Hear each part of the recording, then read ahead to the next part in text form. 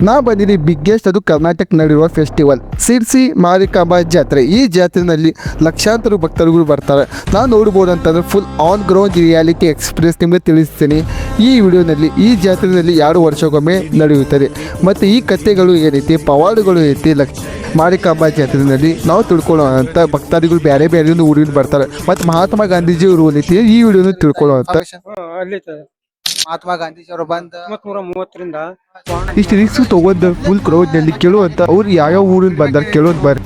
Uncle ನೀವು ಯಾವ ಊರಿಂದ ಬಂದಿರಲ್ಲ? ನಾವು ಗೂಗಲ್ ನಲ್ಲಿ ಹೊಡೆದಿದ್ದ ಭಕ್ತಾದಿಗಳು ಇಲ್ಲಿ ಬರ್ತಾರ. ಮತ್ತೆ ಅವ್ರು ಕೇಳೋಂತ ಏನ್ ಅನುಭವ ಐತಿ ಏನಿಲ್ಲ ಬಹಳ ದೊಡ್ಡ ಜಾತ್ರೆ ಇದು. ಬರೀ ಅಂಬಾಭವಾನಿ ಅಂತ ಅಂಬಾಭವಾನಿ ಹೇಳ್ಬೋದು, ಬೇಕಾದ ಜಗನ್ಮಾತೆ ಕರಿಬೋದು, ಜಗಜ್ಜನಿನೇ ಹೇಳ್ಬೋದು, ತಾಯಿ ಅಂತ ಹೇಳ್ಬೋದು. ಅದಕ್ಕೆ ಹೆಸರು ಹೇಳಕ್ಕೆ ಇದೇ ಇಲ್ಲ. ವೆಲ್ಕಮ್ ಟು ಸಿರ್ಸಿ ಮಾರಿಕಾಂಬಾ ಜಾತ್ರೆ.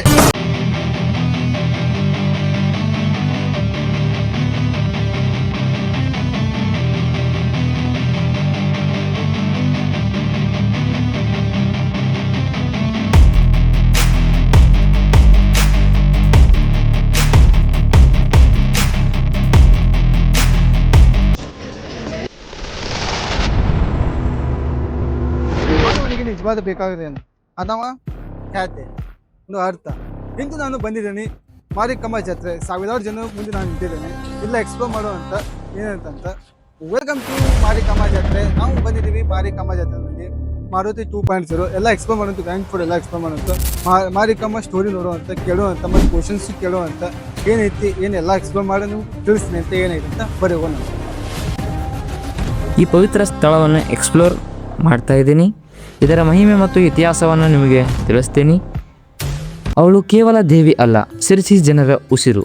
ಸುಮಾರು 300 ವರ್ಷಗಳ ಇತಿಹಾಸ ಹೊಂದಿರುವ ಈ ದೇವಸ್ಥಾನ ಸಾವಿರಾರು ಭಕ್ತರ ನಂಬಿಕೆ ಕೇಂದ್ರವಾಗಿದೆ. ಹಳೆಯ ಕಾಲದಲ್ಲಿ ಊರಿಗೆ ಕಷ್ಟ ಬಂದಾಗ ಜನರು ಅಮ್ಮನಿಗೆ ಕೈ ಜೋಡಿಸಿ ಅಮ್ಮ ನಮ್ಮನ್ನು ಕಾಪಾಡು ಎಂದು ಬೇಡಿಕೊಂಡರೆ ಅಮ್ಮ ಕಷ್ಟ ಪರಿಹಾರ ಮಾಡುತ್ತಾಳೆ ಎಂಬ ನಂಬಿಕೆ ಇಂದಿಗೂ ಜೀವಂತವಾಗಿದೆ. ಪ್ರತಿ 2 ವರ್ಷಕ್ಕೊಮ್ಮೆ ನಡೆಯುವ ಜಾತ್ರೆ ಇಲ್ಲಿ ಅತಿ ದೊಡ್ಡ ಹಬ್ಬವಾಗಿದೆ.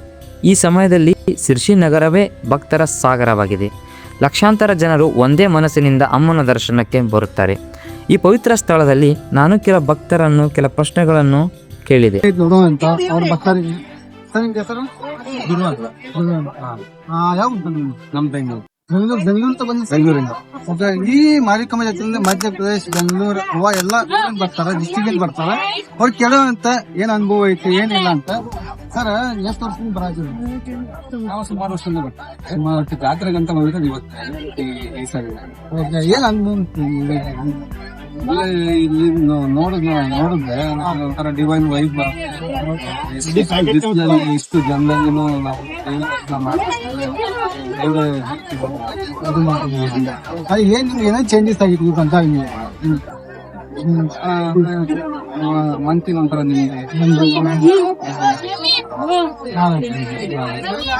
ಏನಾದ್ರು ಚಲೋ ಆಗಿದ್ದು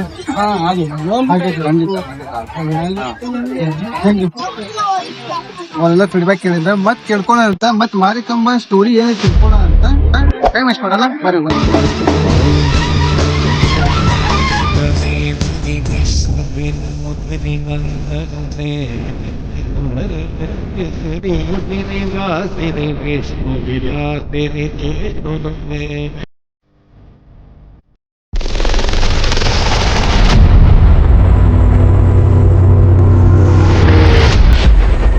ಈಗ ನಾವು ಬಂದಿದ್ದೀನಿ. ಇಲ್ಲಿ ಫುಲ್ ಲೈನ್ ಐತಿ. ಮಾರಿಕಾಂಬಾ ಜಾತ್ರೆ ದರ್ಶನ ತಗೋಬೇಕಂತಂದ್ರೆ 1 ಕಿಲೋಮೀಟರ್ ಲೈನ್ ಇರ್ಬೋದು ಮೇ ಬಿ. ನಾನು ನಿಂತು ಸಾಕಾಗೈತಿ, ಅದು ಬಿಸಿಲಾಗ ಇದು ಸಿರ್ಸಿನಲ್ಲಿ. ಅಂಕಲ್ ನೀವು ಯಾವ ಊರಿಂದ ಬಂದ್ರಿ ಅಂಕಲ್? ನಾವು ಗೋಕರ್ಣ ಗಂಗಾವಳಿಯಿಂದ ಬಂದಿದ್ವಿ. ಗೋಕರ್ಣ.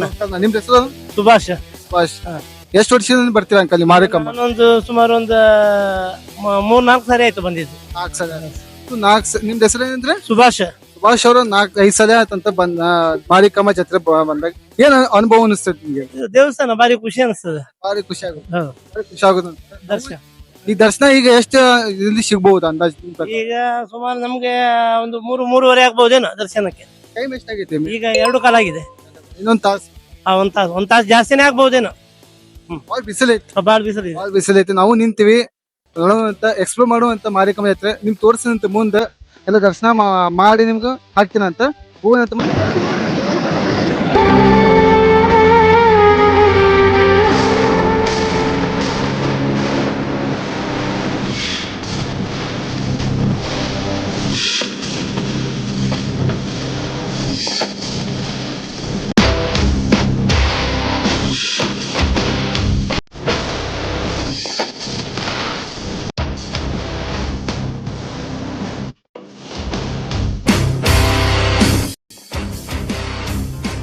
ಇಲ್ಲಿ ದೇವಸ್ಥಾನದಲ್ಲಿ ಒಬ್ಬ ಹಿರಿಯರು ಈ ದೇವಿಯ ಬಗ್ಗೆ ಕೆಲ ಮಾತುಗಳನ್ನು ಹೇಳಿದ್ದಾರೆ.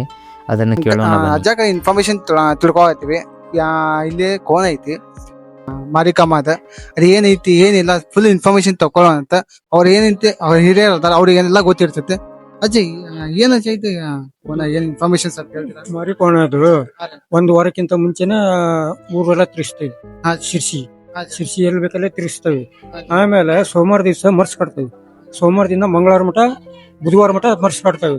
ಮರ್ಸ್ ಆದ್ಮೇಲೆ ಅಮ್ಮನ ಮದುವೆ ಆಗ್ತೈತಲ್ಲ, ಅವಾಗ ಇದಕ್ ತಗೊಂಡ್ ಹೋಗ್ತೀವಿ ಕೋಣನ್ನ ದೇವ್ರ ಹತ್ರ ತಗೊಂಡೋಗಿ ಒಂದ್ ರೌಂಡ್ ಹಾಕ್ಸಿ ಒಂದು ಕಂಕಣ ಕಟ್ಕೊಂಡು ತಗೊಂಡ್ಬರ್ತೀವಿ.